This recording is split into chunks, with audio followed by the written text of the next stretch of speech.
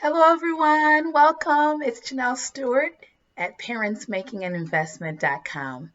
And today I want to share with you another way that we can invest in our children by using wordplay.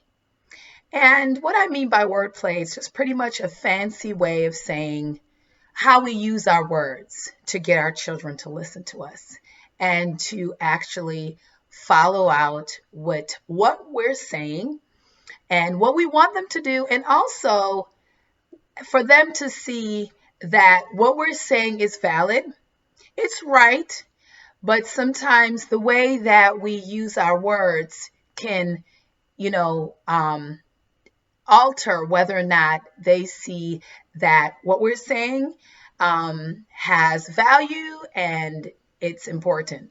And what I'm saying is, for a child that's 2 years old, they might not really be able to differentiate that. But at a child that might be in school age, teenage, junior high, and they at the place start recognizing that we're not really heroes. See, when they're younger, they think that we are like their superhero.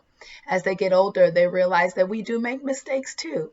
And so therefore, they know that we can be wrong. And then even as we're open and honest with our children and we talk to them and share with them that, we make mistakes too, and mommy and daddy, grandma, whoever supporting adult you are, can be wrong at times. And we admit those areas and those places that we get into in our lives to them.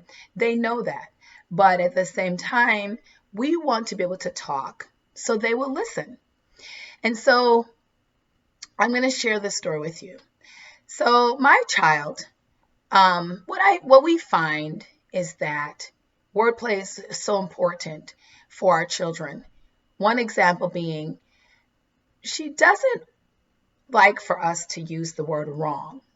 And I'm not saying for you to say the word wrong, but if she is wrong, it's just pretty much conveying, and it's not to cover up the fact that she's not right, but sometimes it's just the wordplay and how you approach the situation, so then your child can receive what you're trying to say, and then also receive the information, receive the message that you're trying to get across to them, and also correct them. And so with that being said, the situation is with her is that she doesn't like to hear the word wrong. Like how if she is wrong, saying to her, well, that's wrong. That's wrong the way you did this. That's wrong. But when you flat out just say that's wrong to her, I don't know, but for some reason, she just shuts down. She shuts down mentally and she shuts down emotionally. And you don't see a lot of the shutting down, displayed outwardly. You don't see it, but as a parent, your children.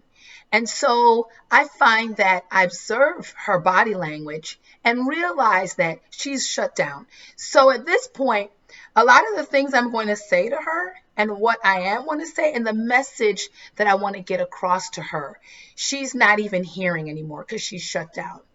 So as far as how wordplay go is trying to use different words to pretty much tell your child that they're wrong without saying the word wrong. And yes, we do. We just have to find different vocabulary words, and it's not to candy coat. Don't miss what I'm saying, parents. It's not to candy coat and try to butter your kids up or what have you, let them feel better. No, what I'm saying is that, and it's just like us as parents too. We know that there are times that we receive information in certain ways. And so if someone says something to you, whether they shout or whether they use an angry tone. And you can draw back from even when you were a child, that at some point when you don't like for someone to shout at you or to snap at you and to be straightforward and blunt with you, then sometimes we shut that off. We close it off right away. It could be from our past, our childhood. It could be from our past experiences. And so it reminds us too much of those experiences. So we shut down and we shut it off and we don't receive what they're saying. And what they're saying might be valid. And so we want to also be mindful of that when we approach our children with the words that we use, because what we are saying is valid and we want to help them and steer them and guide them. And so sometimes we do have to change the words that we use. And even just saying, hey, how about you look at it this way? Do you think that if you put this over here, what would the outcome be? How about you try this? What about this? How does this sound? And I'm giving you just pretty much sentences that you can start off, starter sentences, to help you find a way to convey the message to your child instead of saying, no, that's wrong. But say, well, think of it this way. What do you think? Let's figure it out. Let's try to figure it out and see what happened here and how you came up with that answer. And backtrack with them, whether it's a homework assignment, whether it's them doing something around the house and you know that they're wrong, whether it's something, it could be a conversation that they have with a classmate, with a friend that they feel so strongly about, and their friend is saying, that they're wrong and they don't feel that they're wrong in the situation. It could be a conflict that they come to you with and they need your guidance in resolving it. So sometimes even to your teenage children, saying to them, well, you were wrong for saying that. You were wrong for saying this. Even say, what about, your approach? Think about can it be the way you approach? Can it be your approach that caused this person to respond this way? Because sometimes it's all about the approach. And I'm giving you that example as far as how to even start a conversation with your teenage. So those are the examples as far as wordplay that you can always just interject without actually saying you're wrong. Give them an opportunity to think the process over, to think the problem over, to think the situation over, to think the conversation over or even to think the confrontation over. And even for us, sometimes that's what we need. We need to sit back and think, how could I have handled this differently? What could I have said? And what did I say that caused a person to respond that way? And it's the same thing when it comes to our children. And so this is why wordplay is so important, because we want our children to speak, but we want to be able to listen so that they will speak. And the flip side of that is we want to be able to speak so they will listen. And so sometimes it's about the words that we choose, how we approach it, so that we're not going like this. And that's pretty much pointing a finger. You're wrong. You did this wrong. But hey, what do you think?